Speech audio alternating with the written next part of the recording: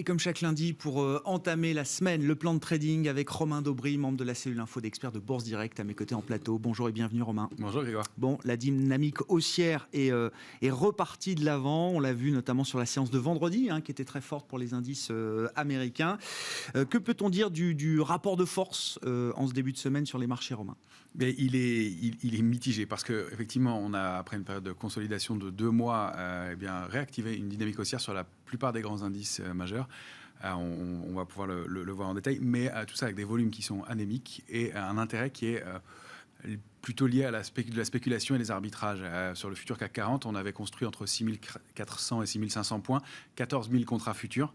Et au cours des 3 séances de hausse de la semaine dernière, on a détruit des contrats futurs. On a détruit quasiment la totalité de ces contrats. Donc on évolue avec une position ouverte sur le futur CAC 40 qui est de 300 000 contrats. Mais on est maintenant plutôt aux alentours des 6500 points sur le futur, donc 100 points plus haut. Ce qui veut dire qu'on est monté avec un intérêt spéculatif qui s'est débouclé tout doucement. Donc pas démenti, pas de pression baissière, mais pas de soutien fort et plutôt la spéculation qui drive pour l'instant le marché. Donc on a la même ambiance et les mêmes signaux que la semaine précédente, avec un intérêt haussier qui se confirme toujours, mais des volumes moyens, et on sent qu'il n'y a pas beaucoup de soutien. C'est le franchissement de ces niveaux qui aurait pu appeler à faire un appel d'air, créer un peu plus d'intervention de la part des opérateurs.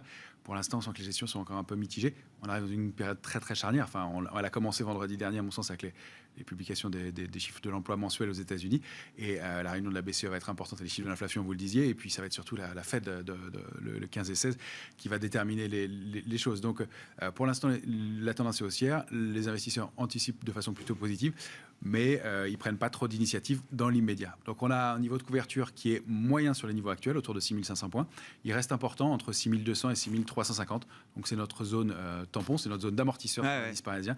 On le sait. Si on rompt ce niveau-là, en revanche, il y a toujours ce risque d'accélération baissière un peu plus marqué, avec une zone 5008-6000 en cible.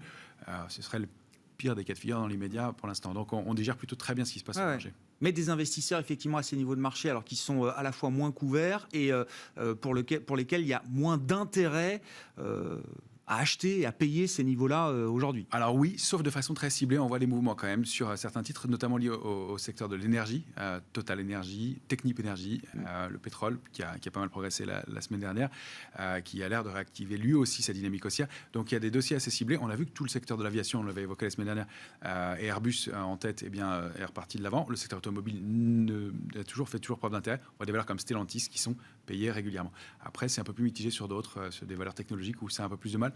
Alors que globalement, le secteur est fort, mais c'est plutôt le secteur des semi-conducteurs là qui se porte mieux. Intéressant de regarder aussi ce qui se passe du côté américain, des indices américains qui sous-performaient les indices européens depuis quelques temps. Et c'est vrai qu'avec la publication du rapport sur l'emploi américain vendredi, qui était le rapport un peu idéal pour les investisseurs, ni trop chaud, ni trop froid, le marché du travail continue de rattraper aux États-Unis. Ça, c'est la bonne nouvelle, mais la reprise reste suffisamment graduelle pour éviter le scénario d'une Fed qui serait obligée de se montrer trop agressive trop vite. C'est donc le scénario boucle d'or. C'est le mot que j'entendais vendredi après la publication du rapport sur l'emploi. Ça s'est vu sur les indices américains d'ailleurs, Romain. Oui, assez rapidement. Et sur les matières premières aussi, l'or et l'argent qui sont repartis de l'avant. L'argent, c'est un peu plus mitigé, mais l'or, c'est plus clair, c'est plus franc. Et donc, on a effectivement sur l'indice S&P que vous devez voir là, un graphique qui est en journalier. J'ai zoomé un peu cette fois-ci pour vous montrer cette structure d'élargissement dont on parlait depuis quelques temps et qui a été invalidée. Cette structure d'élargissement, c'est normalement baissier. Ça pouvait se transformer en diamant, et ça peut être aussi une structure baissière. On voit qu'elle est en passe d'être franchie par le haut. Le cercle noir que vous voyez aux alentours du support à 4450 est lui un niveau sur lequel on a eu l'invalidation de cette structure, et on voit surtout le franchissement en fin de semaine dernière de cette ligne de tendance baissière de court terme, et donc la reprise probablement haussière. Donc au-dessus de 4200 points, on a un mouvement qui s'ouvre de l'ordre de 4 à 6%, avec une première cible graphique technique aux alentours de 4400 points, et avec une extension possible à 4450. Donc c'est plutôt, un mouvement de l'ordre de 5% qui se met en place sur le S&P, comme sur beaucoup d'indices majeurs, en effet. Avec un soutien des taux, les taux longs américains sont parfaitement contenus à ce stade. On est à moins de 1,60 sur le 10 ans américain pour démarrer cette semaine. Sur les grands indices européens, est-ce qu'on est toujours dans une idée de surperformance, là aussi en relatif, des indices européens qui ont plus de potentiel, même peut-être en encore que les indices américains à ce stade? Oui, avec un DAX qui de la même façon donne lui aussi une structure d'élargissement, comme vous devez le voir, avec une sortie par le haut, alors qui est timide encore, qui est à peine confirmée, mais on voit le game changer, c'était vraiment le mouvement qui a eu lieu la semaine du 17 mai, où on s'est rappuyé sur 14 950 et on a réussi à rebondir, donc sans aller former un nouveau plus bas, ce qui invalidait cette structure d'élargissement, ce qu'on craignait, et avec un rebond fort qui s'est fait, on le voit qui s'articule maintenant au-delà de la borne haussière, de la borne haute du canal haussier de long terme, celle que vous avez en violet. On a réussi à s'articuler au-dessus et puis à sortir de la borne haute de cette structure d'élargissement. On s'appuie dessus, c'est pour ça que j'ai zoomé, c'est un graphique du DAX en journalier. On s'est appuyé dessus une ou deux fois la semaine dernière, en fin de semaine dernière. Donc on est installé au-dessus dans l'immédiat avec toujours des volumes un peu médiocres, mais on invalide pour l'instant cette structure aussi. Pareil avec des extensions possibles de l'ordre de 6% pour aller chercher la borne haute du canal haussier que vous avez en bleu.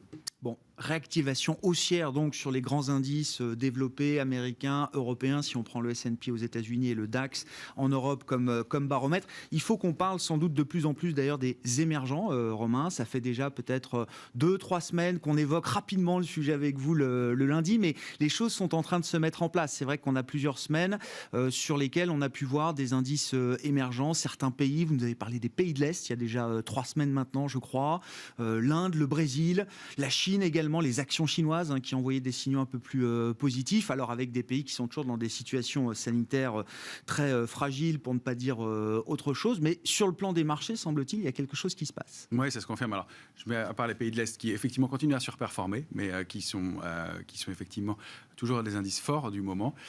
Et puis, j'ai regroupé tous les pays dont vous avez parlé dans un seul indice, qui est l'indice MSCI marché émergent. C'est pas moi qui l'ai fait, c'est le MSCI, mais que vous avez sous les yeux, avec effectivement une réactivation haussière qu'on présentait la semaine dernière et qui s'est largement confirmée. On avait parlé de l'indice brésilien qui a pris 6,5% la semaine dernière, l'indice indien aussi qui a progressé de 2,5%. Et globalement, le panier que vous avez sous les yeux est un indice qui représente à 35% la Chine, et à 15% Taïwan et 15% la Corée, et puis 10% l'Inde et 5% le Brésil.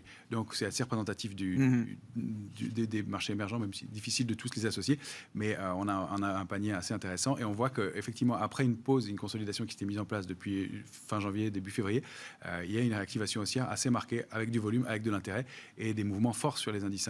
Donc là on a un mouvement de hausse de potentiel qui est de 7 à 8% au moins, avec du volume, et il faut rappeler que c'est un panier d'indices, donc c'est un panier d'indices qui sont eux-mêmes déjà des paniers. Donc c'est fort qu'il y ait un mouvement pareil se produise sur un agrégat aussi important que le MSCI Emerging.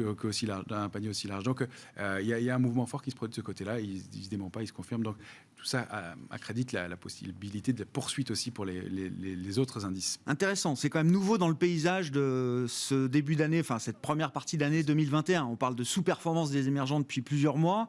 Là, on arrive peut-être à un point d'inflexion intéressant. Clairement, ça se passe, et c'est visible aussi sur le Japon. Enfin, il y a pas mal de choses à faire, et ce qui nous permet de raisonner, ce qu'on évoquait aussi la semaine dernière, de raisonner de façon plus indicielle et moins stock picking, qui était plus compliqué et qui manifestement est en train de plus s'harmoniser. Bon, du côté des matières premières, on a toujours une dynamique qui semble favorable. Si on regarde le pétrole de la mer du Nord, le Brent, on tire comme enseignement. Il était en pause depuis le mois de mars. La position spéculative aussi. La position spéculative remonte la semaine dernière et on voit qu'on est en train de franchir cette petite oblique bleue située entre 69 et 71. Alors la grosse cible du mouvement précédent, c'était 71, 60, 73, 95.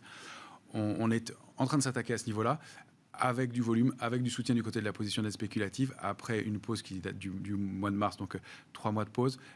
Ça ressemble franchement à une réactivation haussière, on le voit nettement, c'est avec entouré de l'ellipse bleue que vous avez là, et avec une zone cible qui se situerait donc un peu au-delà des $80 le baril, un mouvement fort et qui confirme tout ce qu'on disait du côté des valeurs liées aux énergies, notamment Total et valeurs pétrolières. Bon, et justement, pour conclure avec le CAC, le futur CAC en graphique journalier, je rappelle quand même juste, 6100, c'était le point haut d'avant-crise. On est à plus de 6005 aujourd'hui sur le CAC 40 cash. Il y a un mouvement fort qui s'est mis en place, une dynamique haussière qui ne se dément pas, des retracements qui sont très très très très maigres et une petite phase de consolidation. Elle a été plus courte que sur les autres indices, sur l'indice parisien, et une réactivation haussière qui est plus marquée d'ailleurs que sur les autres indices aussi. On s'inscrit, là j'ai vraiment zoomé, c'est notre graphique du futur CAC en 14 heures, donc une séance de futur. Et on s'inscrit maintenant au sein d'un canal haussier de court terme qui est assez dynamique. La première cible, là je parle de cible hebdomadaire, c'est 6650 points. On pense évidemment à la cible suivante, puisque ça donnerait 6% de hausse à peu près, pour aller chercher les plus hauts historiques du CAC 40, donc aux alentours des 6900 points. Je ne l'ai pas indiqué là sur le graphique. On va déjà atteindre le 6550. On aura le temps d'en parler d'ici les 6009. Peut-être le temps d'en parler. Il y aura la Fed Mais on se dirige vers une 8e échéance consécutive de hausse. Et on se dirige manifestement vers une 8e échéance consécutive de hausse, avec toujours un peu d'intérêt. Je vous dis l'intérêt spéculatif qui se détruit, qui se construit, mais ça va. Donc notre niveau d'alerte, on l'a évoqué en introduction, en dessous de 6350 points. C'est la zone tampon qui serait étonnant d'aller retester, mais c'est un support important aussi. On n'a vraiment pas de risque majeur dans l'immédiat. Pas de faiblesse, le momentum est en place pour le CAC 40 et les indices majeurs. Merci beaucoup Romain. Romain Daubry, avec nous chaque lundi à la mi-journée dans Smart Bourse sur Bismart pour le plan de trading avec Bourse Direct.